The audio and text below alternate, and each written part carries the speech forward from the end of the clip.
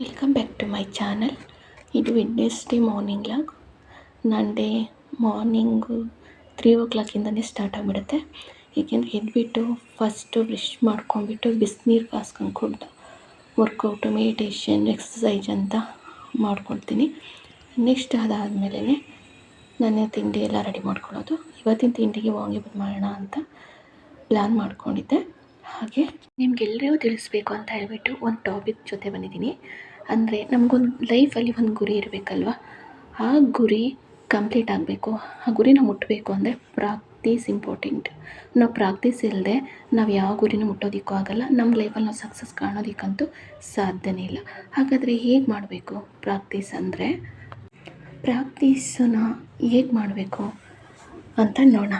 Practice ಮಾಡೋದಕ್ಕೆ ಒಂದು example ತೊಗೊಳ್ಳೋಣ. ಅಂದರೆ ನಿದ್ದೆ ಮಾಡೋದನ್ನು ತಗೊಳ್ಳೋಣ. ಬೆಳಗ್ಗೆ ನಾವು ಬೇಗ ಏಳಬೇಕು. 4 ಗಂಟೆಗೆ ಏಳಬೇಕು ಬೆಳಗ್ಗೆ. ಸಂಡೇ ಹೇಳ್ತೀವಿ 4 ಗಂಟೆಗೆ, ಮಂಡೇನೂ ನಾವು ಬೆಳಗ್ಗೆ 4 ಗಂಟೆಗೆ ಹೇಳ್ತೀವಿ, ಟ್ಯೂಸ್ಡೇನೂ ಹೇಳ್ತೀವಿ 4 ಗಂಟೆಗೆ. ಆದರೆ ಒಂದಿನ ನಮಗೆ ರೆಸ್ಟ್ ಬೇಕು ಅನಿಸುತ್ತೆ. ರೆಸ್ಟ್ ಮಾಡಿದ್ವಿ ಅಂದರೆ ಮುಗೀತು, ನಾವು ಸರ್ವನಾಶ. ದಟ್ ರೀಸನ್ ಪ್ರಾಕ್ಟೀಸ್ ಹೇಗಿರಬೇಕು, ಅದೊಂದು ಹ್ಯಾಬಿಟ್ ಆಗಬೇಕು. ಅಂದರೆ ನಾವು ಬೆಳಗ್ಗೆ ತಿಂಡಿ, ಮಧ್ಯಾಹ್ನ ಊಟ, ರಾತ್ರಿ ಊಟ, ನಿದ್ರೆ ಮಾಡ್ತೀವಲ್ವ, ಅದು ಮಾಡಬೇಕು ಅನಿಸುತ್ತೆ. This is our habit. ಇದನ್ನು ಯಾವುದನ್ನು ನಮ್ಮಿಂದ ಬಿಡೋಕ್ಕಾಗಲ್ಲ ಅನಿಸುತ್ತಲ್ವ. ಇದನ್ನೇ ನಾವು ಹ್ಯಾಬಿಟ್ಟಾಗಿ ಕನ್ವರ್ಟ್ ಮಾಡ್ಕೋಬೇಕು. ಈ ಹ್ಯಾಬಿಟ್ನ ಕನ್ವರ್ಟ್ ಮಾಡಿಕೊಂಡ್ರೆ ನಾವು ಆಟೋಮೆಟಿಕ್ಲಿ ಸಕ್ಸಸ್ಸನ್ನು ಕಾಣ್ಬೋದು. ಈ ಟೈಮಲ್ಲಿ ನಾವು ಒಂದೆರಡು ಕೆಲಸನ ಮಾಡೋಣ.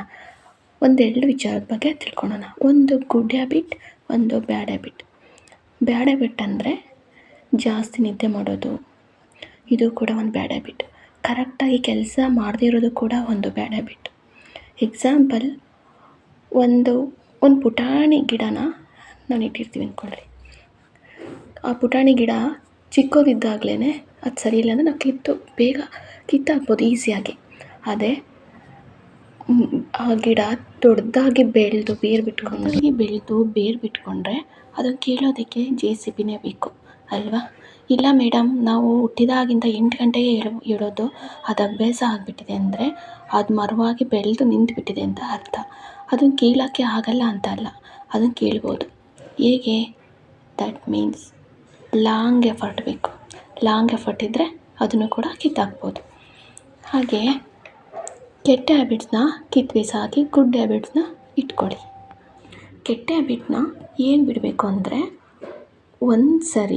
ಒಂದೇ ಸರಿ ನಾವು ಬಿಡೋದಕ್ಕೆ ಹೋಗಬಾರ್ದು. ಅಂದರೆ ಎಕ್ಸಾಂಪಲ್, ನಿದ್ದೆ ತಗೊಳ್ಳಿ. ನಾವು 8 ಗಂಟೆಗೆ ಹೇಳ್ತಿರ್ತೀರ ಅಲ್ವಾ, ಯಾರಾದರೂ 8 ಗಂಟೆಗೆ ಹೇಳ್ತಿರ್ತೀರ. ಒಂದೇ ದಿನ ನಾವು 4 ಗಂಟೆಗೆ ಹೇಳೋದಕ್ಕಾಗುತ್ತಾ? ಖಂಡಿತ ಆಗಲ್ಲ.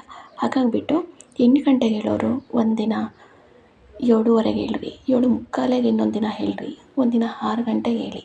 ಈ ಥರ ಡೈಲಿ ಚೇಂಜ್ ಆಗ್ತಾ ಹೋಗ್ತಾ ಇರಬೇಕು ನಿಮ್ಮ ಹ್ಯಾಬಿಟ್. ಆಗಿದ್ದಾಗ ಮಾತ್ರ ನಾವು ಒಂದು ಗುಡ್ ಹ್ಯಾಬಿಟ್ನ ಬೆಳೆಸ್ಕೊಳಕ್ಕೆ ಸಾಧ್ಯ ಆಗುತ್ತೆ, ಒಂದು ಕೆಟ್ಟ ಹ್ಯಾಬಿಟ್ನ ಬಿಟ್ಟಾಕ್ಬೋದು. ಹಾಗೆ ಇನ್ನೊಂದು ವಿಚಾರ ಅಂದರೆ ಬ್ರಾಹ್ಮಿ ಮುಹೂರ್ತ ಅಂತ ಹಿಂದೂ ಸಂಸ್ಕೃತಿಯಲ್ಲಿ ಹೇಳುತ್ತೆ ಅಲ್ವಾ. ಹಿಂದೂ ಧರ್ಮ ಅಷ್ಟೇ ಅಲ್ಲ, ಮುಸ್ಲಿಮ್ಸ್ ಇರ್ಬೋದು, ಕ್ರಿಶ್ಚಿಯನ್ಸ್ ಇರ್ಬೋದು, ಇವರು ಕೂಡ 5 ಗಂಟೆಗೆ ಎದ್ಬಿಟ್ಟು ಮುಸ್ಲಿಮ್ಸು ಹಲ್ಲಾಗಿ ಹೋಗ್ತಾರೆ. ನಾವು ಹಿಂದೂಗಳಷ್ಟೇ ಅಲ್ಲ, ಬ್ರಾಹ್ಮಿ ಮುಹೂರ್ತದಲ್ಲೇ ಹೇಳಬೇಕು ಒಳ್ಳೆಯದು ಅಂತ ಹೇಳೋದಲ್ಲ. ಕ್ರಿಶ್ಚಿಯನ್ನು, ಹಿಂದೂ, ಮುಸ್ಲಿಮ್ಸ್ ಎಲ್ಲ ಧರ್ಮದಲ್ಲೂ ಇದಿದೆ. ಆದರೆ ನಾವು 8 ಗಂಟೆಗೆ ಹೇಳ್ತೀವಿ. ನಾವು ಬೇಗ ಹೇಳ್ತೀವ? ಇಲ್ಲ, 8 ಗಂಟೆ 9 ಗಂಟೆಗೆ ಹೇಳ್ತಾರೆ ಕೆಲವೊಬ್ಬರು. ಬ್ರಾಹ್ಮಿ ಅಂದರೆ ಸುಮ್ಮನೆ ಅದು ಹೊರಡಲ್ಲ, ಅದು ಬ್ರಹ್ಮ ಅಂತ. ಬ್ರಹ್ಮ ಅಂದರೆ ಸೃಷ್ಟಿ ಅಂತ.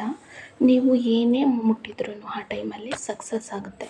ಹಾಗಾಗಿಬಿಟ್ಟು ಆದಷ್ಟು ಬೇಗ ಬ್ರಾಹ್ಮಿ ಮುಹೂರ್ತದಲ್ಲಿ 7 ದಿನ ಅಭ್ಯಾಸ ಮಾಡ್ಕೊಳ್ಳಿ.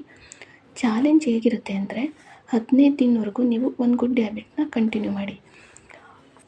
ಕಂಟಿನ್ಯೂ ಮಾಡ್ತೀರಾ ಅಂತ ತೊಗೊಳ್ಳಿ. 20ನೇ ದಿನದಲ್ಲಿ ಬಿಡಬೇಕು ಅನಿಸುತ್ತೆ, ಮತ್ತು 24ನೇ ದಿನದಲ್ಲೂ ಬಿಡಬೇಕು ಅನಿಸುತ್ತೆ ಬೇಗ ಹೇಳೋದನ್ನು. ಆದರೆ 25ನೇ ದಿನ ಕಂಟಿನ್ಯೂ ಮಾಡಿಬಿಡ್ತೀರ. ನೀವು 25ನೇ ದಿನ ದಾಟಿದ್ರಿ ಅಂದರೆ ನೀವು ಸಕ್ಸಸ್ ಆದ್ರಿ ಅಂತ. ಒಂದು ಹ್ಯಾಬಿಟ್ ಆಗುತ್ತೆ, ಅದು ಲೈಫ್ ಟೈಮ್ ಹ್ಯಾಬಿಟಾಗಿ ಕನ್ವರ್ಟ್ ಆಗುತ್ತೆ. ಹೈಯರ್ ಚಾಲೆಂಜ್ ಅಂದರೆ ಫಿಸಿಕಲ್ ಇರುವುದಕ್ಕಿಂತ ನಾಳೆ ಹೆಚ್ಚು ಚಾಲೆಂಜ್ ಆಗಿರುತ್ತೆ. ಮೆಂಟಲ್ ಇವತ್ತಿರೋದಕ್ಕಿಂತ ನಾಳೆ ಹೆಚ್ಚು ಚಾಲೆಂಜ್ ಆಗಿರುತ್ತೆ. ಹಾಗೆ ಎಮೋಷನಲ್ ರಿಲೇಷನ್ಶಿಪ್ ಇದು ಕೂಡ ಇವತ್ತಿರೋದಕ್ಕಿಂತ ನಾಳೆ ಹೆಚ್ಚು ಚಾಲೆಂಜ್ ಆಗಿರುತ್ತೆ ಅಲ್ವಾ? ಹಾಗೆ ನಾವು ರೀಡಿಂಗ್ ಅಂತ ತೊಗೊಂಡ್ರೆ ಇವತ್ತು 4 ಗಂಟೆ ಅಷ್ಟೇ ಓದ್ತಾ ಇರೋರು ನಾಳೆ 5 ಗಂಟೆ ಓದಬೇಕು. 5 ಗಂಟೆ ಓದ್ತಾ ಇರೋರು 6 ಗಂಟೆ ಓದಬೇಕು. ಹಾಗೆ ನಿಮ್ಮ ಭಾವನೆಗಳನ್ನು ಕಂಟ್ರೋಲ್ ಮಾಡ್ಕೊಳ್ರಿ. ಭಾವನೆಗಳನ್ನ ಕಂಟ್ರೋಲಲ್ಲಿ ಇಟ್ಕೊಂಡ್ರೆ 100% ನಮಗೆ ಸೊಲ್ಯೂಷನ್ ಸಿಗುತ್ತೆ. 1 ವರ್ಷ ಕಷ್ಟಪಟ್ಟರೆ ಸಾಕು, ನಮ್ಮ ಲೈಫೇ ಚೇಂಜ್ ಆಗುತ್ತೆ. ನಾವು ಲೈಫಲ್ಲಿ ಸಕ್ಸಸ್ಸನ್ನು ಈಸಿಯಾಗಿ ಕಾಣ್ಬೋದು. ಅದು ನಮ್ಮ ಕೈಲೇ ಇದೆ. ನಮ್ಮ ಭವಿಷ್ಯ ನಮ್ಮ ಕೈಲೇ ಇದೆ. ನಮ್ಮ ಜೀವನ ಕೂಡ ನಮ್ಮ ಕೈಲೇ ಇದೆ. ನಾವು ಹೇಗೆ ರೂಪಿಸ್ಕೊಳ್ತೀವೋ ಹಾಗೆ ನಮ್ಮ ಲೈಫನ್ನ ಸುಂದರವಾಗಿ ನಾವು ರೂಪಿಸ್ಕೋಬೋದು. ಇವತ್ತಿನ ತಿಂಡಿಗೆ ವಾಂಗಿಬಾತನ್ನು ಮಾಡೋಣ ಅಂದ್ಕೊಂಡಿದ್ದೆ ಅಲ್ವಾ? ವಾಂಗಿಬಾತ್ ಮಾಡೋದಕ್ಕೆ ರೆಡಿ ಮಾಡ್ಕೊಳ್ತಿದ್ದೀನಿ. ಸ್ವಲ್ಪ ಲೇಟಾಗಿತ್ತು ಇವತ್ತು. ಹಾಗಾಗಿ ಇನ್ನೊಂದು ವಿಚಾರ, ನಾವು ಫಸ್ಟು ಪಾಸಿಟಿವ್ ಆಗಿರೋದನ್ನು ಕಲ್ತ್ಕೋಬೇಕು. ನೆಗೆಟಿವ್ ಆಗಿ ಯಾವುದೇ ಕಾರಣಕ್ಕೂ ಏನೂ ಯೋಚನೆ ಮಾಡಬಾರ್ದು. ಪಾಸಿಟಿವ್ ಥಿಂಕಿಂಗಲ್ಲೇ ಇರಬೇಕು. ಹಾಗಿದ್ದಾಗ ಮಾತ್ರ ನಾವು ಅಂದ್ಕೊಂಡಾಗೆ ಎಲ್ಲ ಆಗ್ತಾಯಿರುತ್ತೆ. ಬೇರೆಯವ್ರ ಕಮೆಂಟ್ಸ್ಗಳಿಗೆ ನಾವು ತಲೆ ಕೆಡ್ಸ್ಕೊಳಕ್ಕೆ ಹೋಗಬಾರ್ದು. ಬೇರೆಯವ್ರ ಕಮೆಂಟ್ಸ್ಗಳಿಗೆ ನಾವು 24 ಗಂಟೆ ನಮ್ಮ ಟೈಮನ್ನು ಬೇರೆಯವ್ರಿಗೆ ನಾವು ಬಲಿ ಕೊಡಬಾರ್ದು. ಒಂದು ನೆನಪಲ್ಲಿ ಇಟ್ಕೊಳ್ಳಿ, ನಮ್ಮ ಮೂಡ್ ಚೆನ್ನಾಗಿದ್ದರೆ ನಮ್ಮ ಕೆಲಸ ಆರಾಮಾಗಿ ನಡೆಯುತ್ತೆ.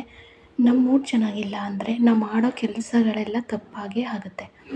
ಅದರಲ್ಲಿ ತಪ್ಪುಗಳು ಹೆಚ್ಚಾಗ್ತಾ ಹೋಗುತ್ತೆ. ಹಾಗಾಗಿ ಯಾವಾಗಲೂ ಪಾಸಿಟಿವ್ ಥಿಂಕ್ ಮಾಡಿ, ಪಾಸಿಟಿವ್ ಆಗಿರಿ. ಹಾಗೆ ಒಳ್ಳೊಳ್ಳೆ ಕೆಲಸಗಳನ್ನ ಮಾಡಿ ಗುಡ್ ಹ್ಯಾಬಿಟ್ಸ್ನ ಬೆಳೆಸ್ಕೊಳ್ಳಿ. ಕೆಟ್ಟ ಹ್ಯಾಬಿಟ್ಸ್ನ ಬಿಟ್ಟಾಕ್ಬಿಡಿ. ಹಾಗೆ ನಾನು ನೆಕ್ಸ್ಟ್ ವೀಡಿಯೋದಲ್ಲಿ ಒಂದು ಹೊಸ ಟಾಪಿಕು, ಹೊಸ ವಿಚಾರದ ಜೊತೆಗೆ ನೆಕ್ಸ್ಟ್ ವೀಡಿಯೋದಲ್ಲಿ ಮತ್ತೆ ನಾನು ನಿಮಗೆ ಸಿಗ್ತೀನಿ. ಹಾಗೆ ಸ್ಟಾರ್ಟಿಂಗ್ ಯಾರಾದರೂ ವೀಡಿಯೋ ನೋಡ್ತಾ ಇದ್ದರೆ ಪ್ಲೀಸ್ ಸಬ್ಸ್ಕ್ರೈಬ್ ಮಾಡ್ಕೊಂಬಿಟ್ಟು ವೀಡಿಯೋ ನೋಡಿ. ಹಾಗೆ ನಿಮ್ಮ ಫ್ಯಾಮಿಲಿಗೂ ಶೇರ್ ಮಾಡಿ. Thank you all.